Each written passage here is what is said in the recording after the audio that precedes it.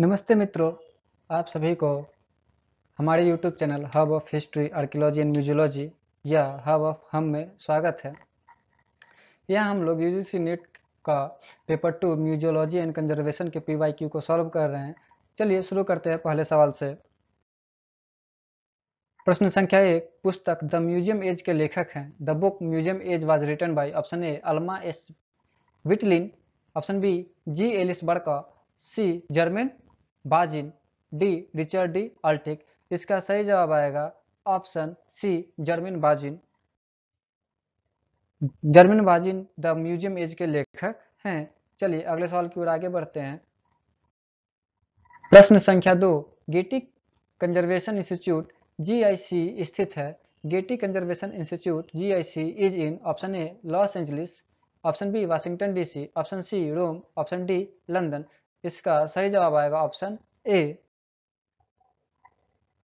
Loss Angeles में ही Getty conservation institute GIC स्थित है। चलिए अगले सवाल की ओर आगे बढ़ते हैं। प्रश्न संख्या 3, निम्नलिखित में से भारत सरकार के सांस्कृतिक मंत्रालय के अधीन कार्यालय कौन सा है? Which of the following is a subordinate office of ministry of culture government of India? Option A भारतीय पुरातत्व सर्वेक्षण archaeological survey of India, B राष्ट्रीय पुरालेख नई Delhi, national archive new Delhi, राष्ट्रीय संग्रहालय new Delhi, national museum new Delhi, D राष्ट्रीय सांस्कृतिक निधि नेशनल कल्चरल फंड। तो राष्ट्रीय संग्रहालय नई दिल्ली भारत का मिनिस्ट्री ऑफ कल्चर के एक सबऑर्डिनेट ऑफिस के रूप में काम करता है, इसलिए इसका सही जवाब आएगा ऑप्शन सी। चलिए अगले सवाल की ओर आगे बढ़ते हैं। प्रश्न संख्या 4, प्राकृतिक इतिहास का राष्ट्रीय संग्रहालय नई दिल्ली चलाता है।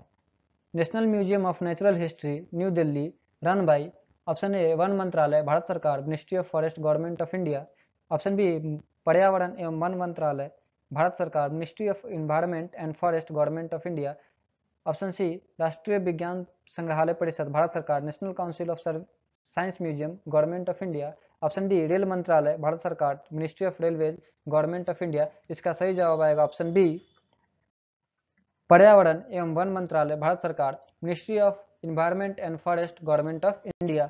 चलिए अगले सवाल की ओर आगे बढ़ते हैं। प्रश्न संख्या 5, प्राडो संग्रहालय स्थित है।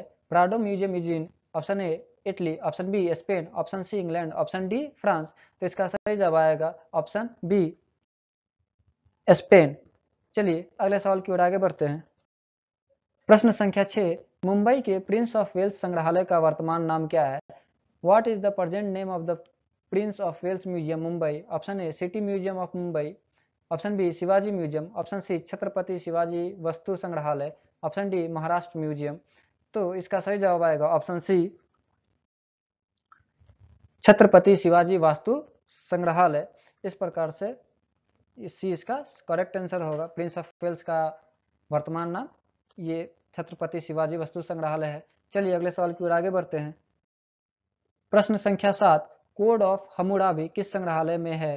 Code of Hammurabi is housed in option A British museum, option B Louvre museum, option C Hermitage, option D Smithsonian institute. तो कोड ऑफ हम्मुराबी एक सबसे पहला लिखित संविधान है जो कि एक बड़े से स्लैब पर लिखा गया है। तो इसका सही जवाब आएगा ऑप्शन बी लुव्र म्यूजियम में अभी कोड ऑफ हम्मुराबी को रखा गया है, वहां पे ये हाउस्ड है। चलिए अगले सवाल की ओर आगे बढ़ते हैं। प्रश्न संख्या 8, आईकॉम सीसा के अंतर्गत सीसा से क्या अभिप्राय है? CECA is in ICOM CECA stand for option A शैक्षिक एवं सांस्कृतिक कार्यवाही समिति committee for education and cultural action, option B शैक्षिक एवं सांस्कृतिक गतिविधि परिषद council of education and cultural activities, option C शैक्षिक एवं सांस्कृतिक मामले समिति council for educational and cultural affairs, option D शैक्षिक एवं सृजनात्मक गतिविधि समिति। तो इस प्रकार इस council of education creative activities. तो आईकॉम CECA का फुल फॉर्म हो जाता है committee for education and cultural action, इसलिए इसका सही जवाब आएगा ऑप्शन ए। चलिए अगले सवाल की ओर आगे बढ़ते हैं। प्रश्न संख्या 9, स्टडीज इन म्यूजियोलॉजी जर्नल का प्रकाशन करता है। The journal studies in museology is published by option A भारतीय संग्रहालय संस्था, museum association of India MAI, option B Bharat Kala Bhavan Varanasi, option C Calcutta विश्वविद्यालय university of Calcutta, option D MS विश्वविद्यालय Baroda the MS university of Baroda. तो इसका सही जवाब है option B, Bharat Kala Bhavan Varanasi he studies in museology journal का प्रकाशन करता है। चलिए अगले सवाल की ओर आगे बढ़ते हैं। प्रश्न संख्या 10, ब्रिटिश म्यूजियम की स्थापना निम्नलिखित में से किसके संग्रह पर हुई? The British museum was formed on collection of, option A Tradescant, option B E Ashmole, option C Aldrovandi, option D sir Hans Sloane. तो इसका सही जवाब आएगा ऑप्शन बी, ई अस्मॉल के ही जितने जो कलेक्शन थे उन्हीं कलेक्शन पर ब्रिटिश म्यूजियम की स्थापना हुई है। चलिए अगले सवाल की ओर आगे बढ़ते हैं। प्रश्न संख्या 11, राष्ट्रीय संग्रहालय नई दिल्ली का सबसे पहला डायरेक्टर जनरल कौन था? Who was the first director general of national museum new Delhi? Option A Grace Morley, option B LP Sihare, option C NR Banerjee, option D SS Biswas. तो इसका सही जवाब आएगा ऑप्शन ए ग्रेस मॉर्ले। रही बात LP सिहाड़े की, तो LP सिहाड़े के कार्यकाल में ज्यूल ऑफ नवाब जो कि एक काफी फेमस अनकट हीरा था, उसकी ऑक्सिंग को ये बचाते हैं LP सिहाड़े जी। चलिए अगले सवाल की ओर आगे बढ़ते हैं। प्रश्न संख्या 12, कवक विज्ञान जीव विज्ञान की एक शाखा है जो अध्ययन करती है। Mycology is the branch of biology concern with study of, option A कीटो का इंसेक्ट्स, ऑप्शन बी फंफूद का fungi, option C mollusc, option D मछली फिश। तो इसका सही जवाब आएगा ऑप्शन बी, माइक्रोइम जो है उसमें फंगस के बारे में पढ़ा जाता है। इस प्रकार से इसका बी ऑप्शन सही होगा। चलिए अगले सवाल की ओर आगे बढ़ते हैं। प्रश्न संख्या 13, कागज को उसके पूर्व आकार में लाने के लिए किस रासायनिक का प्रयोग होता है? Which is the chemical used for resizing of paper? Option A barium hydroxide, option B formalin, option C जल सहित gelatin, option D polyvinyl acetate या पोलीविनाइल एसीटेट। तो इसका सही जवाब आएगा option C gelatin with water, जल सहित जेलेटिन।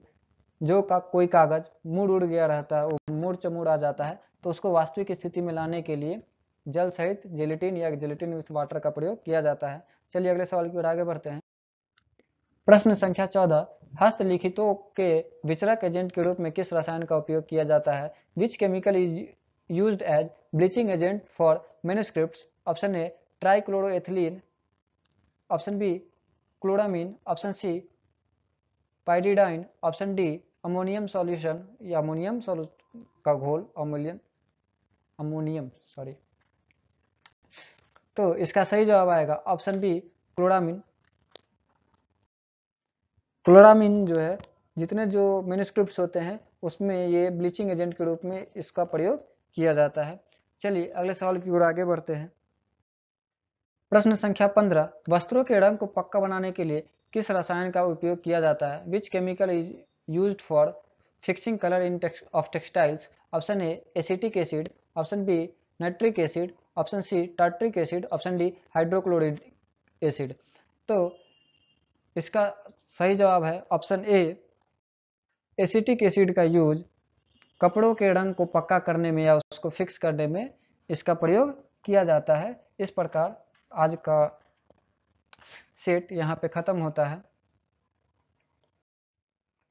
आप सभी से विनम्र निवेदन है कि कृपया इस वीडियो को लाइक करें, अपने सुझाव विचार को कमेंट में अवश्य लिखें, साथ ही साथ सब्सक्राइब करें इस चैनल को और अपने दोस्तों और ज़्यादा से ज़्यादा इसको शेयर करने की कृपा करें। धन्यवाद।